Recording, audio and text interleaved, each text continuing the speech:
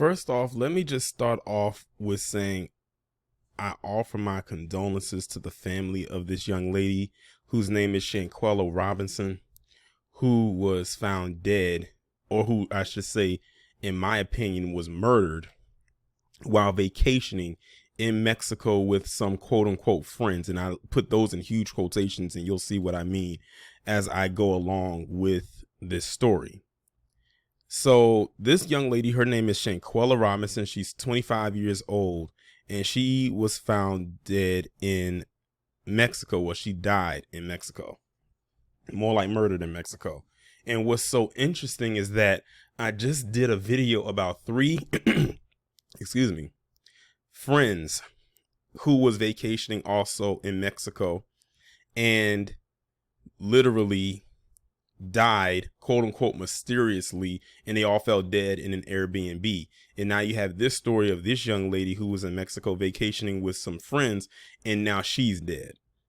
I'm telling you, it's some strange stuff going on down there, but I don't think this one is as strange as the previous one. If y'all saw the previous video I did about it, you'll know what I'm talking about. But this one just seems like flat out murder.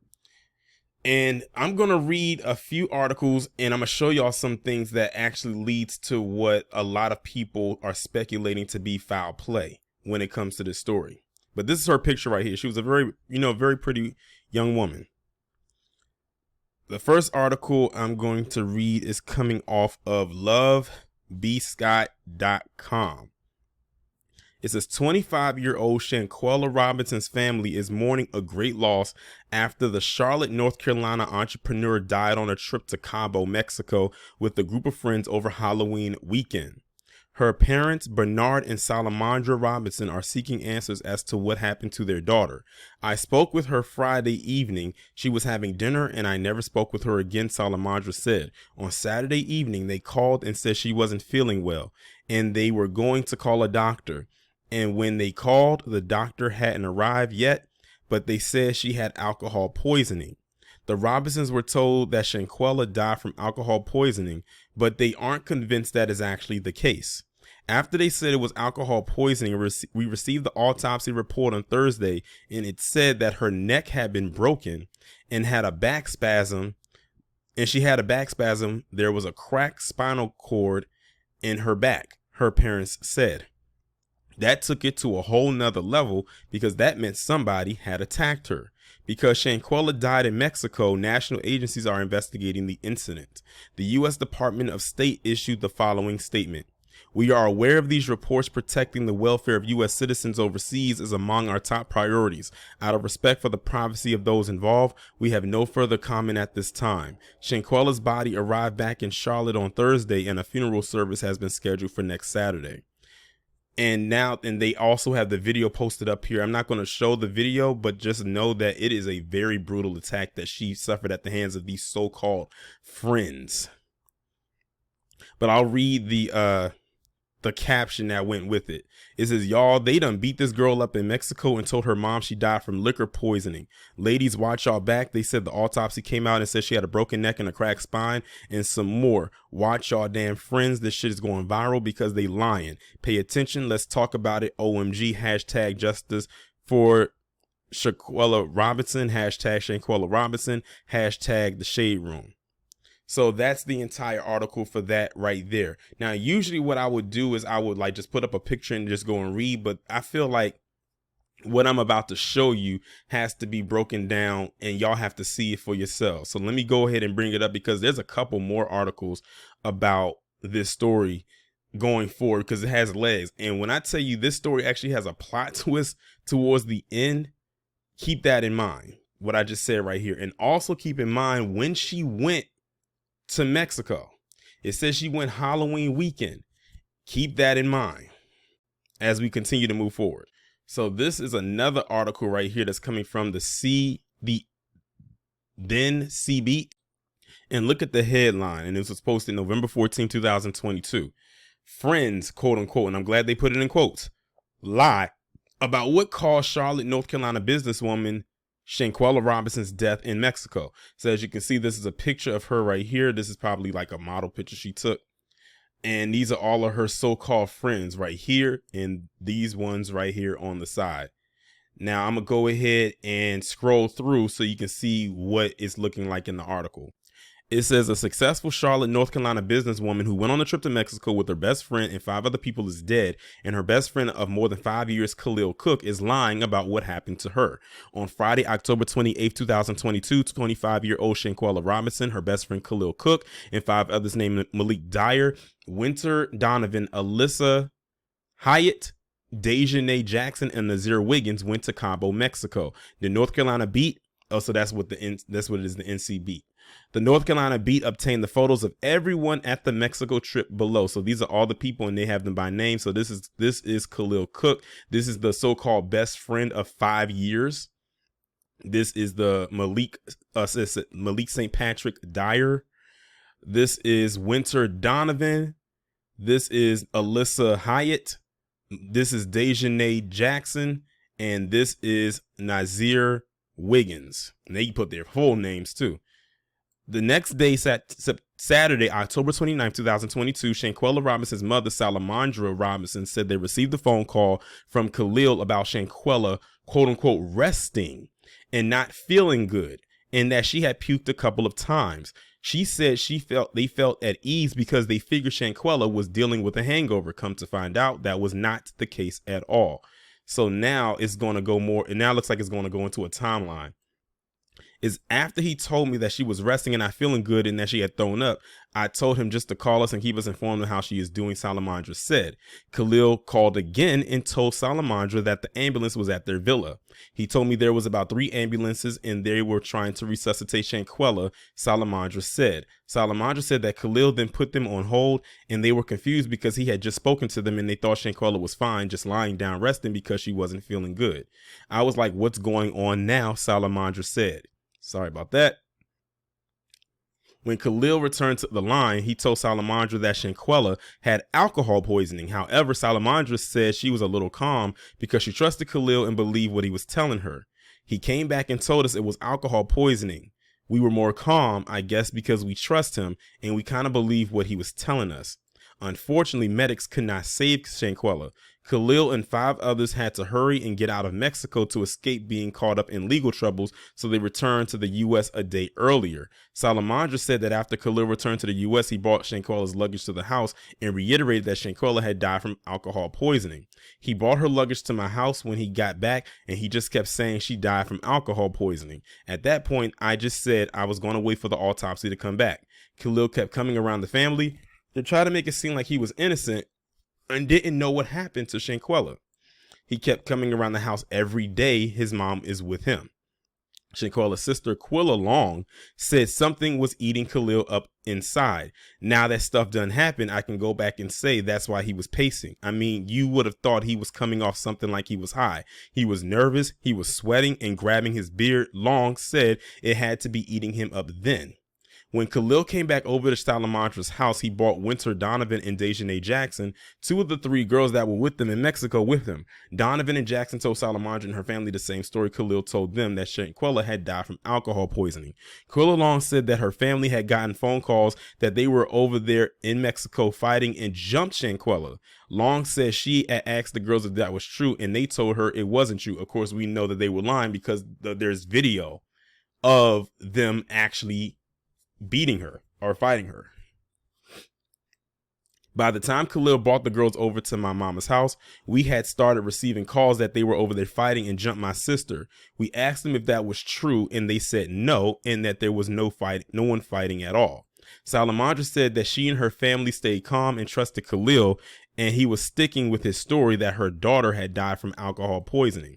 Days after that, the autopsy came in, and that told this whole story. Salamandra said Shanquella's autopsy revealed that her death was not related to alcohol. Instead, it showed that she had a broken neck and a cracked spine and was beaten. Salamandra said that she and her family received photos of Shanquella in which her face was swollen. She had a knot in her head, her eyes were swollen, and her lips were split. The U.S. Department officials in Mexico reportedly denied that Shanquella's death was a murder, citing the police investigation did not reveal signs of foul play. I'm confused about how the Mexican police did not find signs of foul play when everyone on the trip told Mexico police that Shanquella died from alcohol poisoning initially, but the autopsy revealed that they were all lying and she was beaten. So how is that not foul play?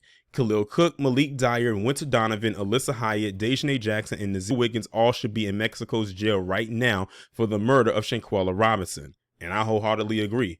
Most of them have gone into hiding because they all know what happened to Shanquella and are lying about it.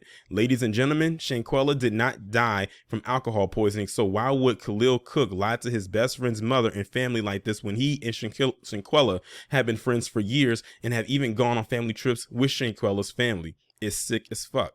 Salamandra said she wants something done about what happened to her daughter. I want justice for my daughter, Salamandra said. Shanquella's sister, Quilla Long, told the North Carolina Beat that she didn't think Khalil was dirty as he is. I wouldn't have thought that Khalil would be as dirty as he is, Long said. He's a dirty MFer.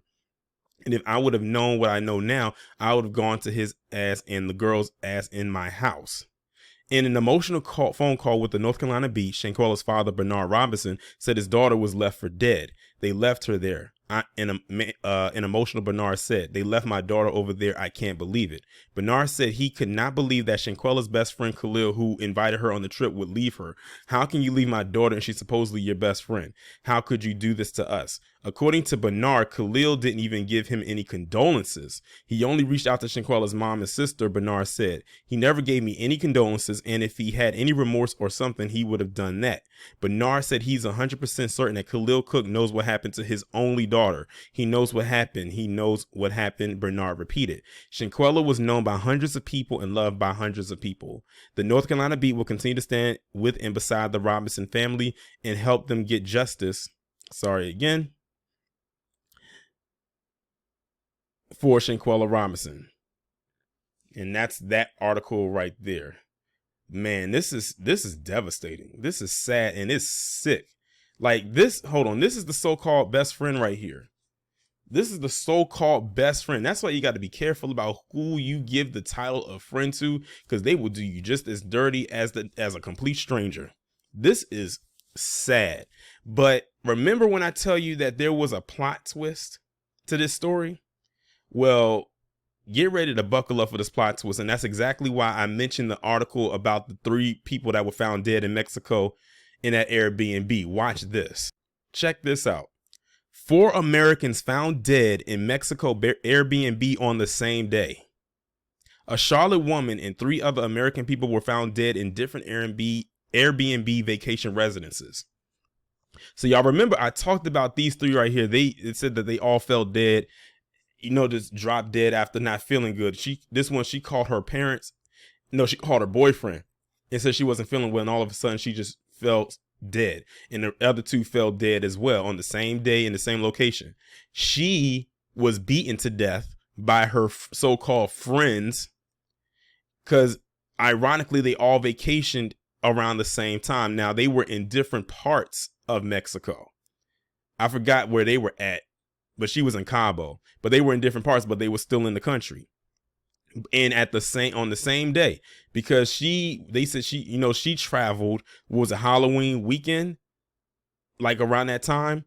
And they went around like Halloween around that time as well. Cause I believe it was for her birthday and they went for the Day of the Dead celebration.